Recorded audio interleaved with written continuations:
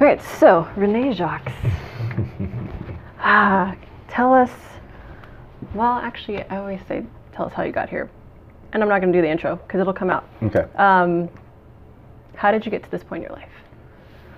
And that's obviously a huge question. I'm sure you've gotten answers all over the place for the how you got to that point. But you know, when I reflect on some of the major steps and the major reasons that I've gotten into the direction that I have, I definitely start young. In the major things that I key back on, I'm the youngest son, and I'm 8 years younger than my brother.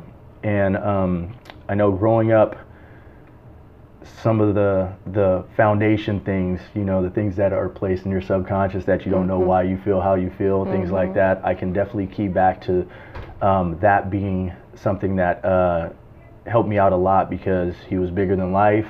I always wanted to be like him. He was on really, really good sports teams. I believe him and I had different loves for the sport, but I believe my love for the sport was more because I was trying to be like him. I didn't know what was going on with, you know, as what he was dreaming about when he was young, but I know I was dreaming about trying to be like him, and that led me to practicing extra, and it kind of, that's where the drive originated.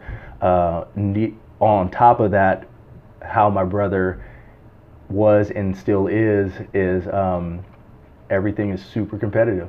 We can literally gamble or bet or talk smack about playing tiddlywinks, you know. So obviously all the sports that we'd play, and I was so much younger that it made it tough while I was growing up, because I don't like to lose, but it turned everything into somewhat of a competition, which meant if I was going to try to beat him, I had to do some things behind the scenes to like get in the vicinity. So I believe that truly helped my groundwork of, you know, some of the drive that was behind me. But I do attribute almost everything that I've seen and things I had little success with along the way to the sports background. Sports was a huge part of my life growing up, baseball and basketball, until I got into high school. Then it was all basketball from that point forward. Obviously, we went to school together, so you knew how important basketball was to me. Very, very fortunate to be around a ton of great players along the way. I was never the fastest. I was never the strongest. You got a good J, though. I could shoot the ball, but being small still made it tough, right? All I had was to outwork, you know, and so that's the groundwork for that. Not ever just being the most talented around, and not even close, made it to where that's the only way you can survive. And that even, it opened my eyes even more getting into college, when the team wasn't as good. It wasn't, compared to our competitors, we weren't overly talented and things like that. But you can see that it wasn't just the talent in high school. We played together as a team so much, and I know I remember vividly when I was deciding to go to Sacramento State to play. I was able to go with my best friend Nate, obviously, for those who don't know who Nate is. But we thought we can walk in and just change things overnight. What an eye-opening experience that was.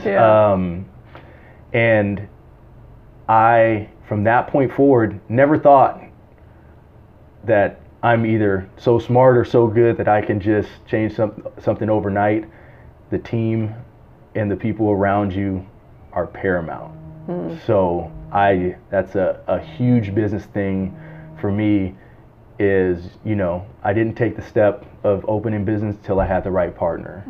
And now on the next business ventures, knowing that I have the right partner, and building the right team, and building a culture of expecting the best and hardworking people, good people, the type of people like I am. You don't have to ask me to put the extra effort in. That's the type of people that are around me on a daily in my businesses, and those are the type of people that I would just do anything for. It's mutual, you know. So I know that was a very long answer, but as for how did I get here, I know that is the groundwork of how I am in business and how I am day to day. Those I believe are the biggest stepping stones that got me to the mentality and my work ethic that I have today. Okay. And if you had to put a title on what you do, like there's obviously a professional title. Yes. But if you could put any kind of title on what you do, what would that title be? What I do for a living now, is that what you're talking about? So my background now, I am the president and CEO of Golden Bay Mortgage Group. So we are a mortgage brokerage. We started in downtown Sacramento. We are now moved into the Natomas area. So we help people get financing for real estate. Being a broker, I do have the ability to also be the real estate agent and do the loans, but I've never, I've always stayed on the lending side of things because I work with real estate agents and we send business off of each other, and I don't believe they would send me any business knowing that I could do both, and I just really enjoy the loan side of it. I love referring and being part of a team, like it goes back to, so that is the case there. So Golden Bay Mortgage Group is and always will be my bread and butter, what I love to do, because I do feel like I get paid really, really well to help people with their biggest decision of their life, which one of the biggest decisions of their life, which is buying a home. But I have also now ventured out into 2 other businesses. I bought into a startup company that has a product that just went on for crowdfunding and is at the very baby stages of it. And then secondly, I am now the owner of a laundromat here in the Sacramento area, and in the process of purchasing 2 more in the Stockton area. So I am excited because I'm diversifying what I do for a living. So although mortgages is and will always be my number one that I push, I can say that I'm just a general business owner right now. Yeah. And how did you choose to get into real estate? Because you did it right after college. Did it right out of college. So like most people, when you're in college, you don't know what you want to do. I mean, how many times do you hear that over and over and over again? That was me as well. I know at Sacramento State, it was a good business school, and business in general always was something that I was interested in. So I started with that as my major. Real estate in 2000 I guess until the crash in 2007, 2008, that was a big thing. So I had a couple people around me that were slightly older that had went into the real estate side and were doing lending. When I wanted to go into real estate, because I was from the Bay Area and I was in Sacramento, I knew more people down in the Bay Area. So actually, the only reason that I did the lending side instead of the real estate side was because I was like, hey, I can probably do more loans for friends down in the Bay Area and not have to know the area, because I knew less people up here, and the people I knew were in college that weren't buying houses. So that was a reason, but I do feel very, very fortunate that that is the case, because fast forward down the line, kids and family and things like that, it's very difficult. It would be very difficult for me, who's so hands-on and always wants to be at every sporting event and everything like that, for my kids to do the real estate side, because mostly people need to see tour homes after business hours and on the weekends. And I'm constantly working after business hours and on the weekends, but it's usually next to a basketball court or a softball field on the phone, and I can do that remotely and still do my loans and speak with people. I don't have to be taking people around. So that's the reason why I chose real estate, because it was the best option at the time, is really what it is. It was the best option at the time. Cool. And how do you balance your time? You have 3 kids now, lots of different sporting events, one who's just getting into sports. That's, I feel like that's the biggest challenge right now is time in general. I'm very thankful that my mom did finally move up from the Bay Area 2 years ago. I believe it's 2 years ago. It might be a little bit more. And she's within walking distance of my house. The majority of the weekends are divide and conquer. There's always some sort of overlap. I obviously make every game that I possibly can, but there's certain times that they're at the exact same time. A lot of times I'm leaving one game because they have to get to the field an hour early. Then my mom will get them to there on time, and then I'll be there for the game time. I can't lie. There are many times that I feel overwhelmed. Right. If for those who are around me during the week, you know how crazy business is and how busy I am. But I can honestly say there's many weekends that I'm busier during the weekend than I am during the week. Right. And that's just insane. I actually never thought that would be the case. I guess one thing I kind of joke about though, you know, being in basketball and we played so much, my parents were always doing the same. I knew it would be my time, but I joke with my mom now, my brother's 8 years older than me, you know, as he's graduating from from high school, I'm 10 years old at the time, so I wasn't playing, I think I didn't really started playing AAU basketball probably 5th or even 6th grade. Okay. So we were never in the fire at the same time, you know. My kids, I'm so not sure how this is going to work. And they're both still young enough where they're not like picking that primary sport. Agreed. I know one of the things, I do very much regret that I picked one sport a little bit early in my career. Going into 9th grade, I made the decision, which at the time was an easy decision. It was more fun to run up and down a basketball court than it was to be on a baseball field. But I know my speed, the way that I am, my life is hectic, but I enjoy the slow stuff. You know, I really do. Baseball is my speed. I enjoy being at a baseball game almost more than anything right now. I was better in baseball than I was in basketball, which is the crazy part, but it just didn't interest me that much at that time. I always wonder if what would be different if we had it, because I'm a very small basketball player. I'm actually a decent size for baseball, so I always wonder, you know, who knows. But at the same time, gosh, I'm obviously super thankful for where I am in life in general right now. So this is kind of off topic, but knowing the decline of baseball in youth numbers particularly, do you think there should be some change or shift in how baseball is played so that it doesn't die? You know what? That I believe so.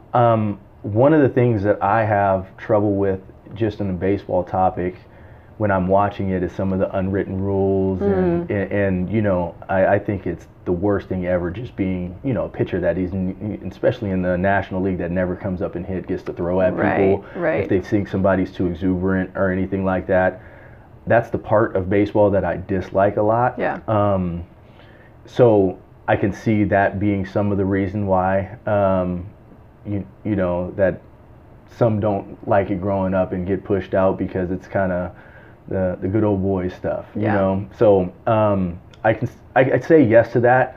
Although I'm lucky in the area that I'm at, baseball is pretty big up this way. The leagues, the little league leagues and stuff like that, there's a ton of kids that are out there. I hope my son continues to like it. Both of them continue to like it because it would be awesome for it. Because you know, if you're a good athlete, and when I'm talking about in basketball wins, when I'm talking about good athlete, I'm at the very bottom of it. But I think I would be really athletic for a baseball player. And the athletes normally don't gravitate towards baseball for whatever reason that is. So I continue to try to show some examples to my kids and other kids that I think are super talented out there about how much of an advantage it is if you are an athlete in this type of sport. So, you know, I catch myself coaching my son's baseball teams and stuff like that, and so I'll do my little part to see if I can spread the word, because I have a huge appreciation for that game. So. I wonder if the stigma from the old baseball days where you didn't have to be athletic and you could just kind of hit the ball, and then if it got out, you walk the bases. Exactly. I'm sure that's a thing, and I mean, you can still see it today. There, you know, I mean, but what a great sport. It's, for me, I gravitate towards it because, you know, one of the things, yes, I excelled in sports, but when I'm helping coaching, because I usually don't even like to be the head coach, I like helping out, and because I ask questions to the players on the team, no matter if it's basketball, baseball, whatever sport that it is. I'm asking a lot of questions because I'm trying to figure out how they're processing stuff on the field, on the court, wherever it may be. It's the mental side of any sport is so much more important than anything else. Yeah. That, you know, that's why I gravitate to baseball now, because it's a mind game. I believe it's more of a mind game than anything else. When you're in the middle of an at bat, trying to figure out what's going to be the next pitch, or what, if you're a batter, what's coming. Totally. Having that mental battle that's there, you know, and, you know, managers do the same thing, but it's what you're looking for in what part of the count and how you switch your swing. Things like that are huge, where when you're a kid, you just go out there and you just swing, and you don't think about anything like that. So the questions that I'm asking, that's why I'm really excited. My just for the background, my daughter's 12, my middle son is 10, and then my little man is 4. And oh my gosh, he's 4 already. 4. Yeah, that's why he's starting to play. Yeah. Okay. But especially for Lexi, and Kai's right there on the cusp. So Kai is my 10-year-old. Lexi's been playing travel softball, and the conversations that we have now are just awesome. Like, just you know, I'm literally asking questions, because you can talk at somebody. Right. I'm just dad. Every kid just tunes out dad. Yeah. I'm trying to have her figure things out, so I'm just asking questions. That's awesome. All right, when you're when you're in the batter's box, what are you thinking? What are you looking for at the previous batter? You know, in the middle, when the count's this, what's going through your head? Yeah. And then, you know, how do you figure out how to make your kids fail over and over again and welcome it? You know, the more comfortable you are with failure, the less you're going to fail, and you're going to swing for the fences even more. You know, learn from it. And learn from it. Yeah. So. Yeah, you never fail. You either win or you learn, right? That's what everybody says. So, so sports helps me so much in business. I'm trying to teach my life lessons, because I could care less if my kids continue to play sports. I would love it. It would be cool as a parent, but all of these life lessons that these questions lead to. When you're nervous about this, how it applies to when you're in school, or when you're having trouble with a teammate, how it applies to how you're going to be in high school with friends, and how it gets pretty crazy with that. Those are the conversations I get to have, just because sports is a place where they can see these hurdles over and over and over again. I truly feel like it shortens that learning curve a lot. And, you know, I can sit there at night before they go to bed and start talking about things, but application and something that's real to them is where I believe it has the biggest chance to stick. So because they're learning it on their own. Exactly. You know, they're coming up with those answers on their own, and they're feeling it within their body, and then they're able to apply it, rather than, like we were talking earlier before the camera, of if we're just memorizing and being told, it doesn't stick. It doesn't stick. I mean, I know we learn in business. I love that I got into something that is attached to sales, because we would go to a lot of sales meetings, and a lot of sales meetings had a little part of sales, and it was more about learning how to communicate. You know, as the market crashed, and I was wondering if I was going to stay in real estate or not. You know, and I was going through probably the toughest time, you know, when money was an issue, because the income has declined, and didn't know what the next step was and everything like that.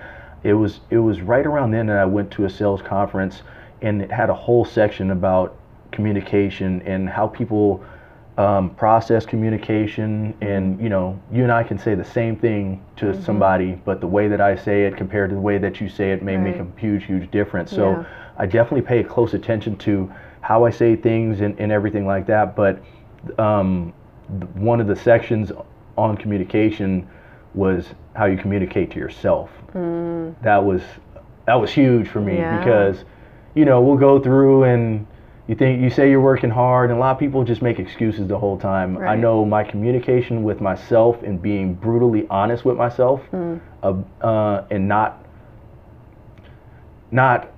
glazing over shortfalls, made it to where I became accountable to myself, and I have something to stand on when I want and require other people around me to be accountable as well, because I always start with me, but you know, that communication starting with myself was really where, because you know, still young, between 20 and 27, was making a lot of money in real estate, was being very stupid with my money, had bought a couple properties but didn't really buy them right. That's that all goes into how I talk to clients now, so it was a very, very good learning experience.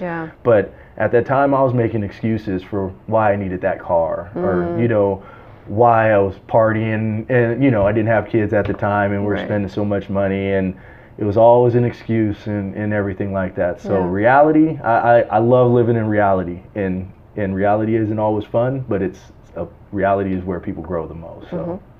Oh, I have multiple so much, right? I know, right? You can go so many different directions. Okay, so I think I'm going to ask, we talked about a little bit of, I'm just going to scale it back. When you were at St. Joe's, you were a part of a team that had phenomenal athletes, and you yourself were a phenomenal athlete. You might talk about you were smaller, but you, like, the way that you all worked together was really special. It was special. And I think you had a post about this the other day of how many Division I athletes came from that team, and some really great Stanford, UCLA. Why did you choose Sac State? And so how it led up to me deciding where to go. And this is very abnormal because I didn't realize it at the time, but now I'm seeing kids, and I don't see anybody that has done it the way that Ray Young, Andre Brewer, and we all signed before we played a single game of our senior year. Really? We had, and you never see that, do you? Like, I feel like the signing date is in season. It's not, because we signed beforehand. So really, I had a great junior year. Right. I broke my foot in the playoffs at St. Mary's College. In the playoffs, early in the playoffs, my junior year. I got back on the court. I was a shell of myself. We won the NorCals. I kind of got a couple minutes in, and in the state championship, I played, but it just, my foot wasn't there. I was in a big air cast, and I did what I could. That summer is the biggest recruiting summer that was there. Prior to that summer, letters from everywhere. I'm not going to act like I could have went anywhere, but because I was we were top 25 in the nation for basketball in high school for the school, and then I went and played, and 3 of us from St. Joe's were playing on EBO, which was one of the top 5 travel teams at the time, with Matt Barnes, Carlos Boozer, a couple other pro players that people wouldn't probably recognize their name, but an amazing team. So even when you're one of the lowest couple on an amazing team, everybody still sees you. So I was getting stuff from every Pac-10 place, which I wanted to really go to Cal. But that summer when I was playing, it took until the last few games of that summer season to where I was actually starting to feel halfway okay on my foot. So when it came to the start of my senior year, I actually only had 3 options of people who had still an offer on the table. One of them was Sacramento State. One of them was Northwestern, which I had really good grades in college. Northwestern is an amazing school, and then it's not a scholarship, but Dartmouth wanted, you can get around with grants and everything. They don't give scholarships. So 2 of them were really brainiac schools that were there. Although I had great grades, I didn't enjoy school. Like, that wasn't my thing. I learned in school how to get stuff done. I hated studying. I would get stuff done all the time. I was so bored at St. Joe's that I got a 4.0, right? That's what I joke about all the time. So when it came down to those 3, super cold in Northwestern, it's so far in Dartmouth. So I remember going through my head at the time, bird in the hand is better than 2 in the bush. I was wondering what if I broke my foot again or got hurt, there would be nothing on the table. Granted, my cousin who played at UCLA and Clemson told me, don't be scared to go to junior college. I still took the bird in the hand. My thought process was far enough away from the Bay Area, but close enough where my family could see every one of my games. My parents saw every one of my games. Wow. And then it so happened, and so we signed before my senior year. We had an amazing senior year. It was cool walking on the court, and they're like, "Oh man, those are 3 Division I athletes." It wasn't speculation; we had already signed. It was UCLA, University of San Francisco, and Sacramento State, and then Nate signed at the end of the year, which the normal athlete would, So we had 2 Sacramento State people in our grade, and then a bunch of people from the year before and our year that went to St. Joe's as well that weren't playing basketball came up. So these are the friends that were in my wedding and everything that I still hang out with to this day. So we had a bunch of us from down there came up to Sacramento, and a lot of us stayed, is what it is. So that's what maybe decided. I knew it was a good business school, and I was going to go do business up this way. And at that time, my ego was this big, and I was like, okay, we're going to turn Sacramento State into a contender, and I'm going to turn it around, and it was a good school.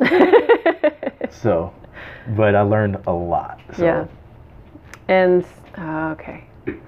From that question, from that statement then, if you could go back and tell college Rene and high school Rene what you know now, what would you tell each of them or both of them? I believe at that time I had a good grasp of trying to stay around people who were better than me and ask a lot of questions. So I think I would tell myself, continue with that, because that was a good basis. I'm not saying that I would choose to go to a different school because I love where I am. But at the same time, if I would have I should have listened to my cousin Lou Ritchie. He's the head basketball coach at Bishop O'Dowd. Right. So he's the one who's all ACC from Clemson. One of the reasons why him and my brother, the reasons why I fell in love with basketball so much.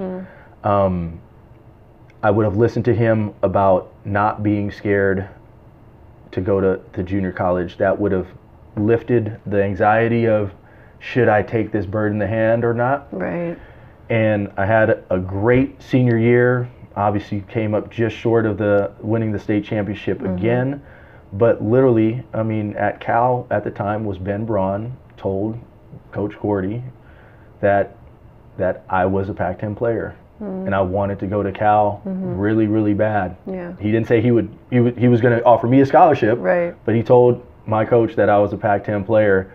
So I always wondered,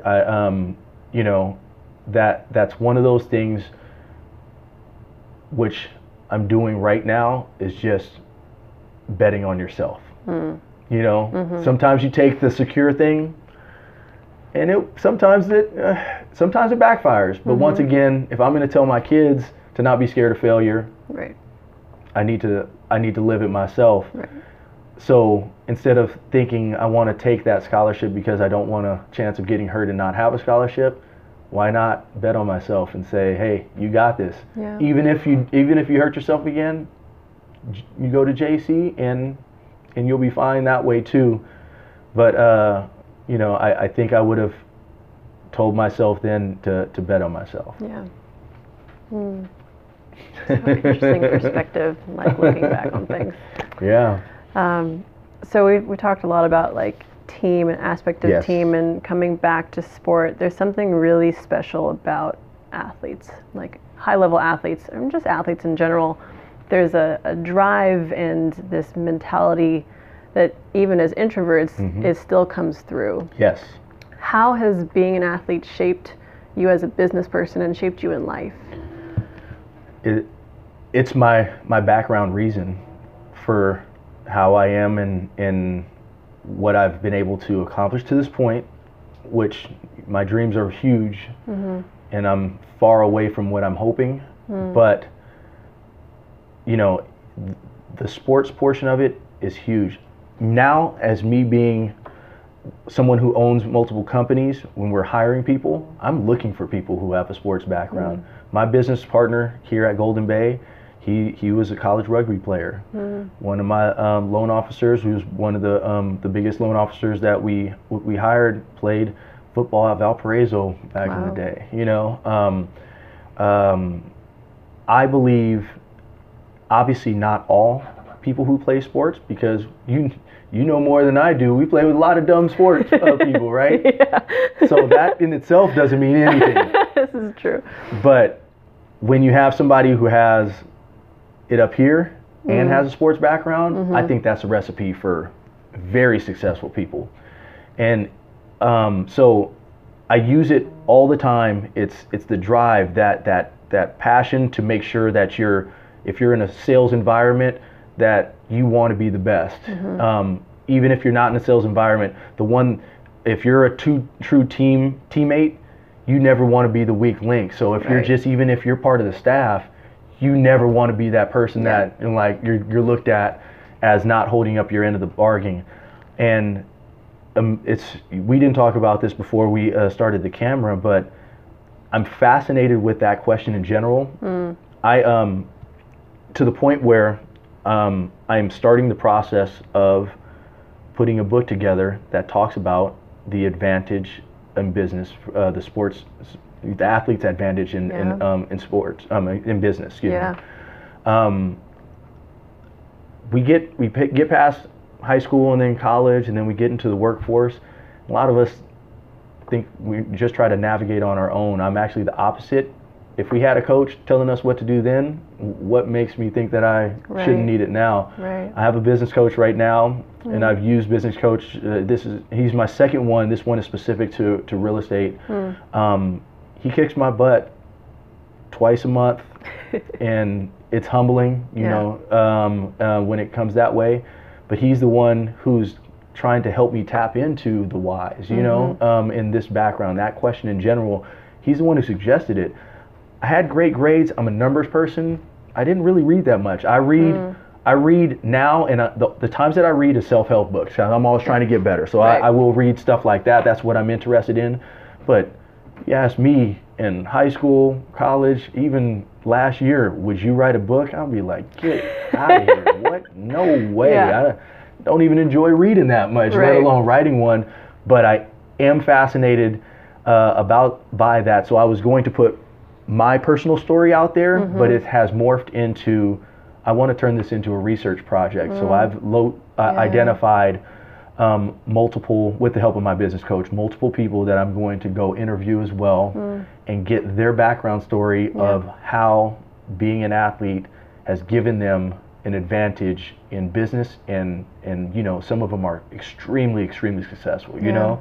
So your question resonates with me, because although I know how much it made a difference in my situation, I know I'm one person. I want to find out more about how it applied to others and everything like that, and see if I can get a common thread between the ones. You know, is it the type of player that's on the team, the mixture of being on the team and in the academics? I don't know. I'm going to try to find a common thread toward it, because you can see that it's an advantage. You really can. Oh, yeah. I'm going to look at my notes. Yeah, no worries.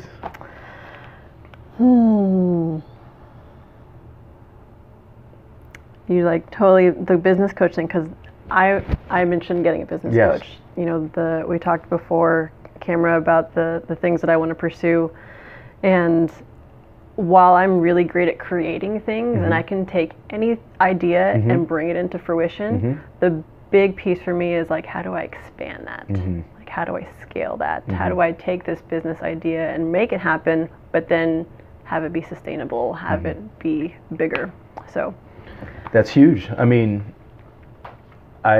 yes, I've had plenty of mistakes along the way for business, but I've had much less because I'm having somebody who's been through this before I have, giving me some of the test answers. You know, and you're obviously extremely smart, but it still doesn't mean you should go try to figure it out yourself. Because somebody's already done it. Somebody's already done it. Success leaves clues, right? Exactly. Okay. So, New Year's coming up. Do you have any routines or anything that you do to prepare, either business-wise or personal life, to prepare for the new year? I guess not to specifically prepare for the new year, but I know December is supposed to slow down in our industry. It never seems to for our business here at Golden Bay. But December, from Thanksgiving through December, I usually try to take a step back and you know, the year flies past, especially with kids now. It flies past so quick. I take some time to reflect, and I want to really let sink in what I've done this year, good, bad, mostly good, just appreciate the things that that happens throughout the year. And that's kind of my reset button. I do always go into January. It doesn't have to be January 1, but right at the beginning of January, I do set out my goals for the year.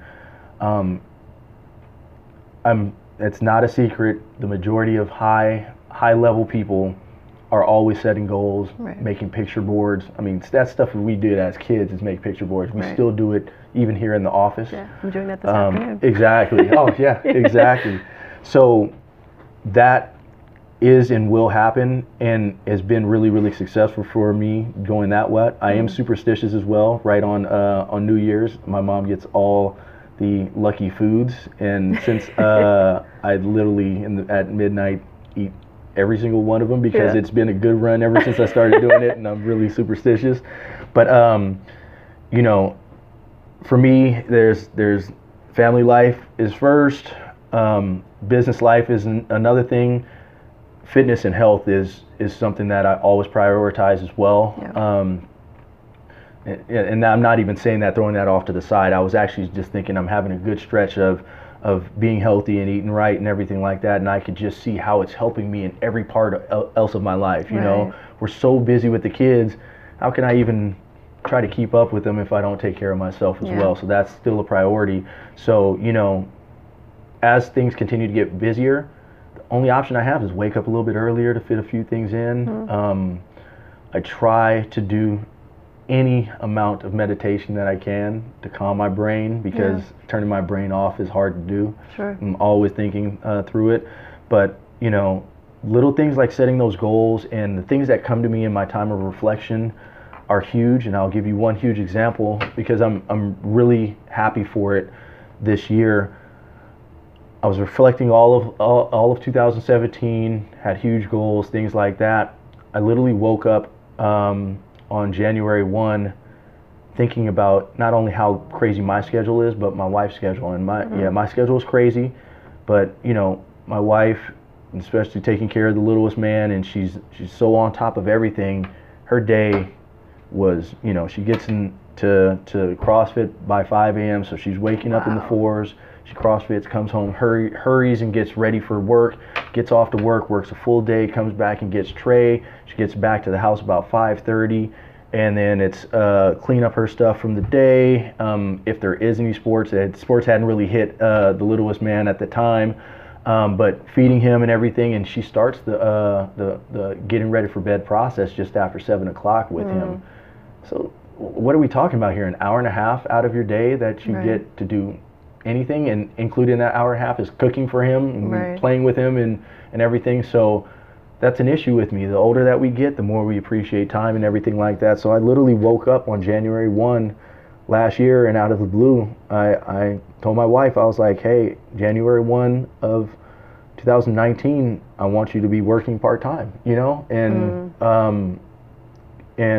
for the majority of the year, first half of the year, we kind of talked about it, but nothing went into movement. And then she finally asked that when the right time approached. She works for the state, and her not only were her bosses accepting of it, but they kind of fast tracked it and put it right to it to where she just works Tuesday, Wednesday, Thursday right now. And I told you I'm a different person. I kind of don't do like me and her. We don't go out on Valentine's Day and give each other presents. That's when everybody else says to do it. It means much more to me when it's some random Saturday, And so we don't give each other a bunch of stuff, but at the same time, it made me extremely happy that I could give her something that most people can never try to give, and that's extra time, for herself. I don't care.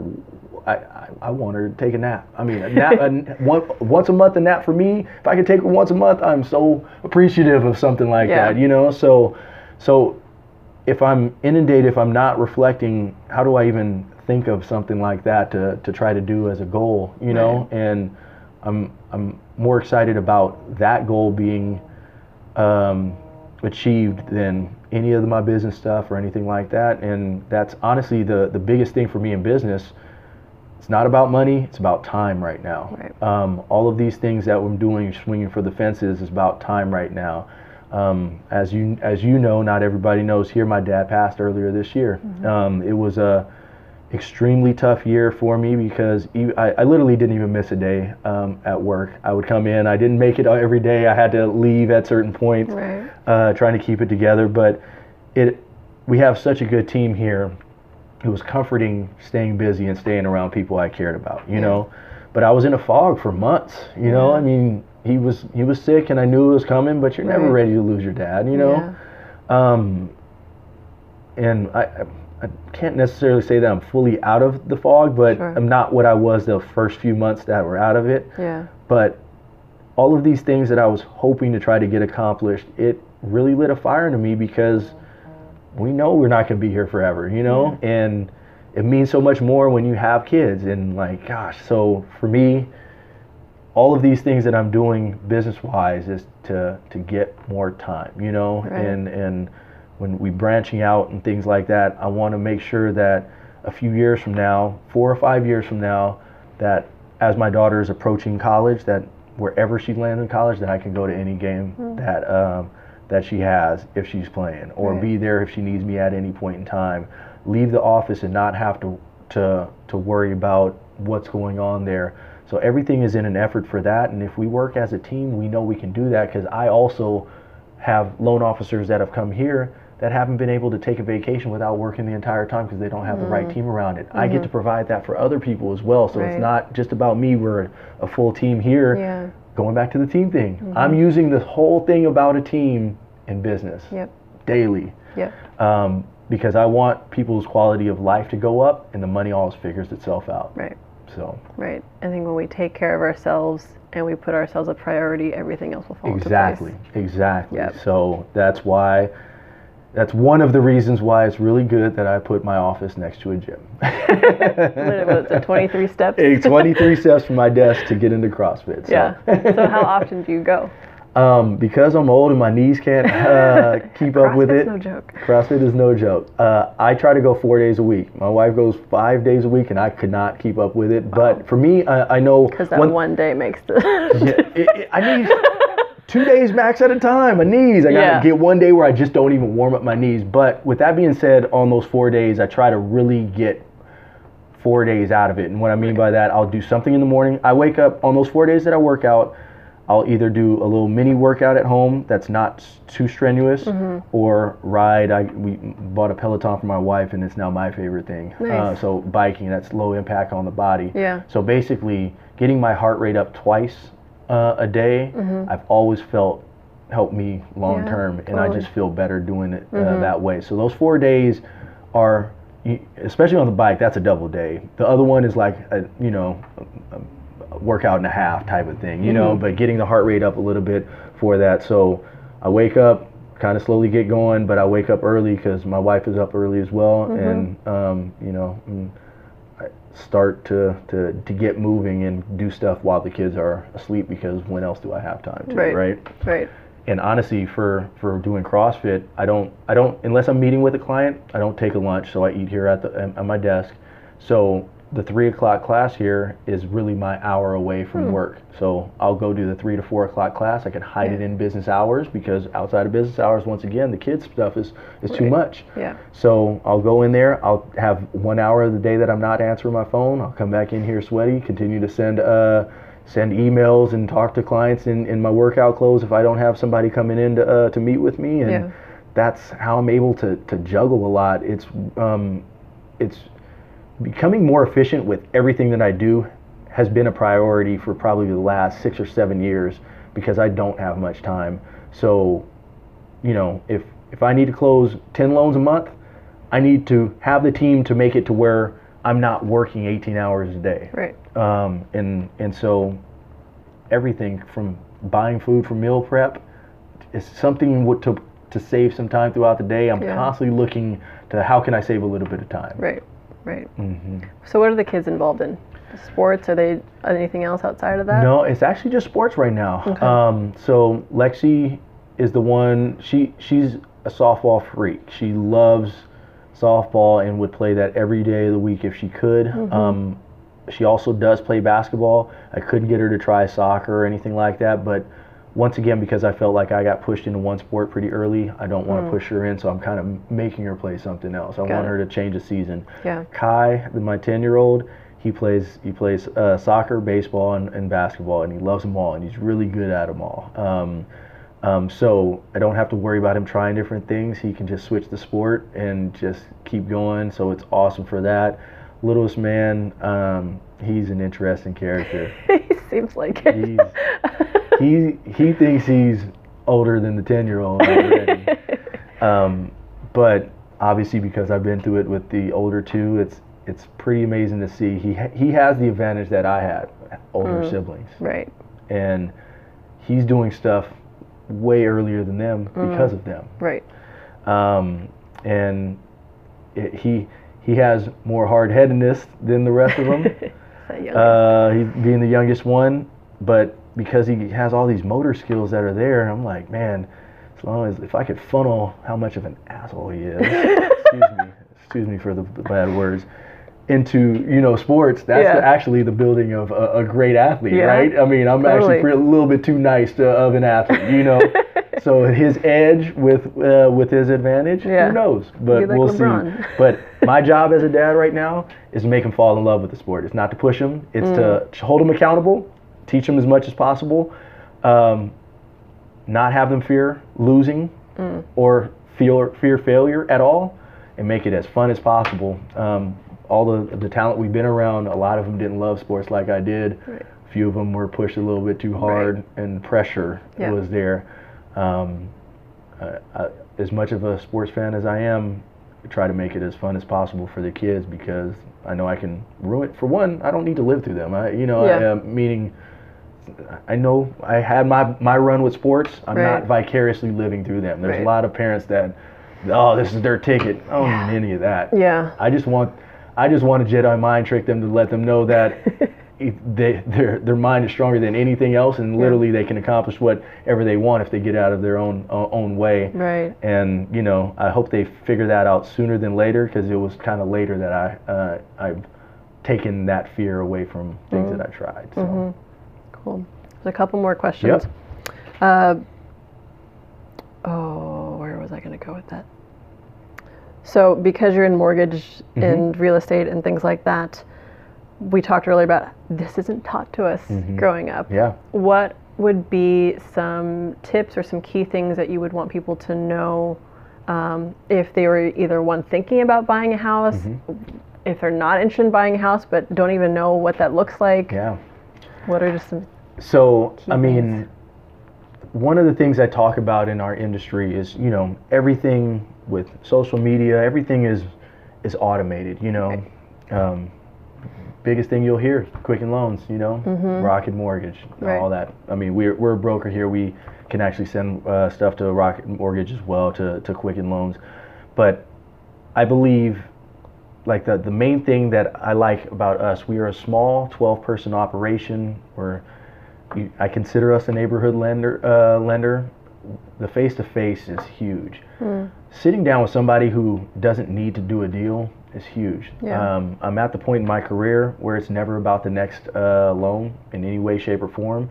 So when people come in, I love it, because we got to start with your ultimate goals. I'm asking what the ultimate goals are.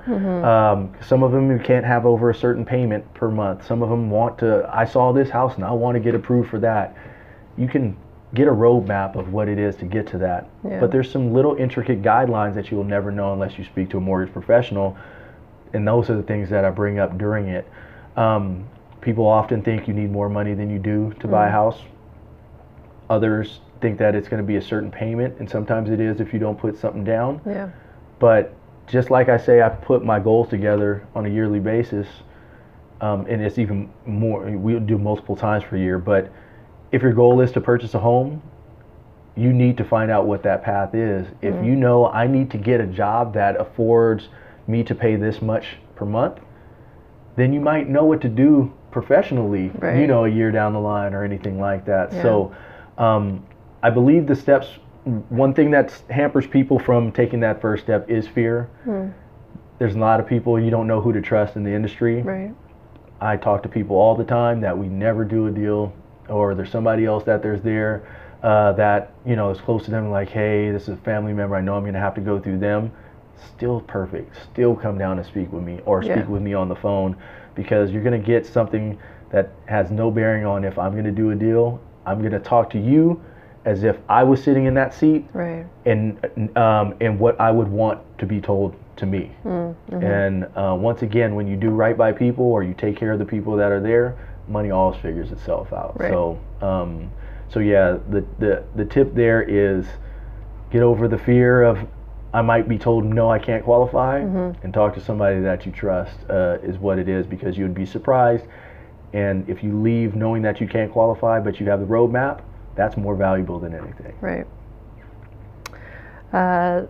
Not related to that, but something that we had discussed earlier. What are some quotes or some mantras that you kind of live by, or you always come back to? Ooh, man, I'm a big person for quotes. I literally, I think I have one around here. It might be in my car right now, but I have books of quotes. When I hear quotes, I write them down. I kind of have a list that are going. There's a few that stand out for me, but you know, I'll go back on my phone. I mean, the one that I'm living by right now, it was on one of the, I believe actually it was a podcast. It's a self-improvement podcast that was there, but it says, love the life that you have while you create the life of your dreams. So, I mean, that's a huge thing. How do you expect to really attain your dreams if you're not appreciative of where you are? Right. And same thing I tell my kids as well, you know, the bad times are where you grow the most. I mean, none of us have perfect lives. Right. You learn more about yourself when things are tough. And I equate it to when you go work out. If you lift light stuff all the time, how are you going to get stronger? Right. Sometimes you need life to lean on you a little bit to get stronger. So you need it to be heavy. So yeah, and I know they use it in CrossFit. It never gets any easier. You just get better. Yeah. You know, those things that are there. It's in general. I just like things to remind me to continue to work hard and dream big. Dream big. Dream big. I have huge dreams. It's one thing that I'm thankful for. You know, you can be thankful for things that happen to you or anything like that. Somehow, some way, things were put into my brain that makes myself feel better when I work hard and feel better when I dream big. So I'm thankful that that's something that I got, and I don't know how I got it.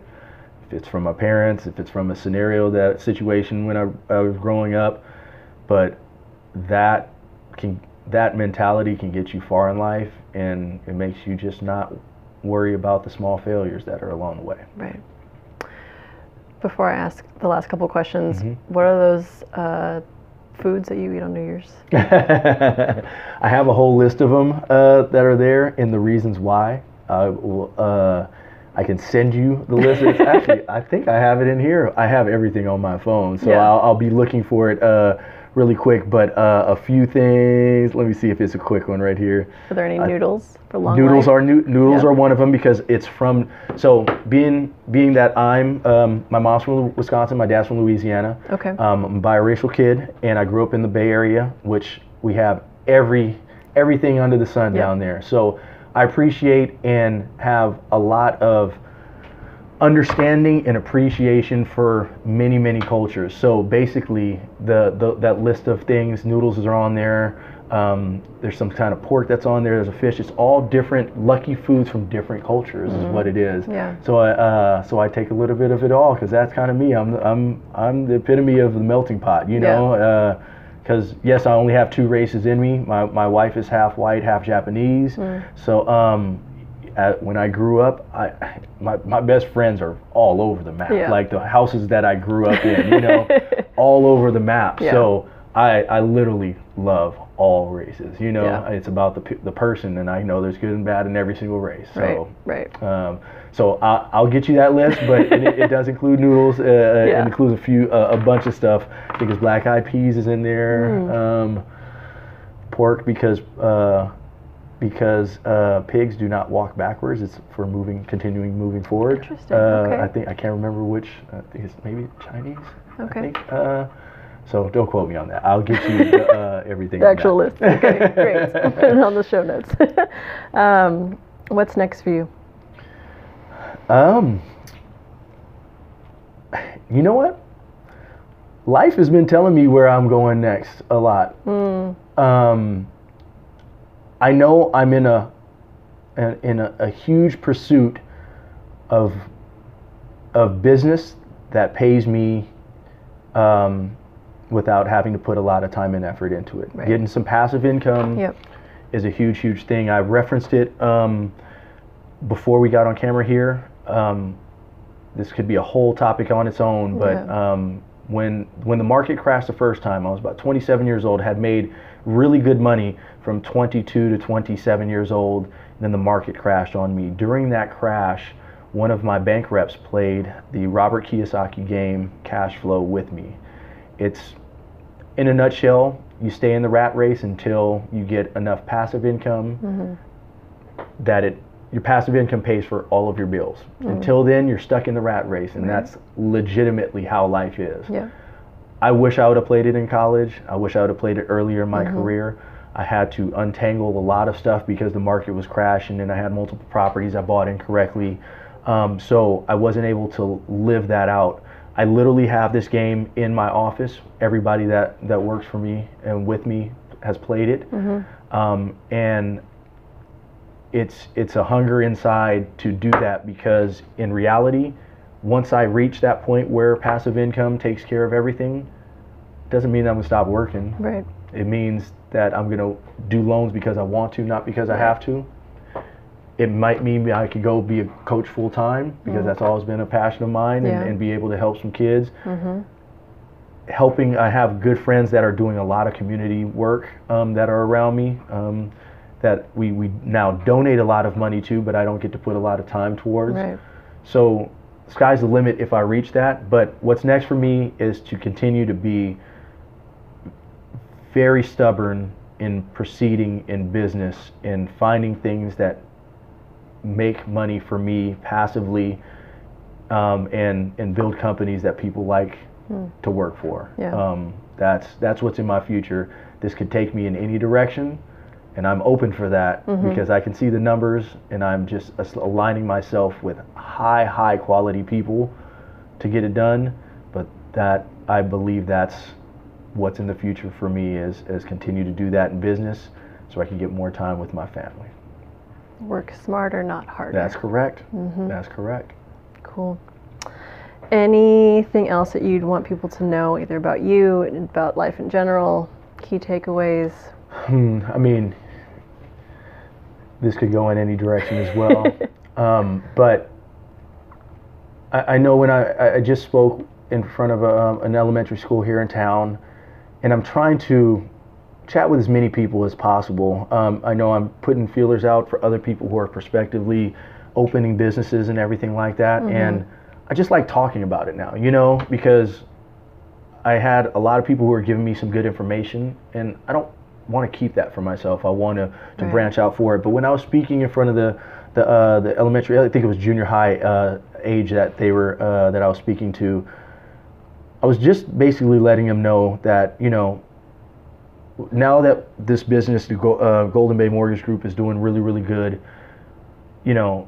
I was so scared to do it at first. I was so scared to step off of that ledge. Right. And you know how I got to end up being a part owner of 3 businesses? Is because after I did one, I wasn't scared anymore. Yeah.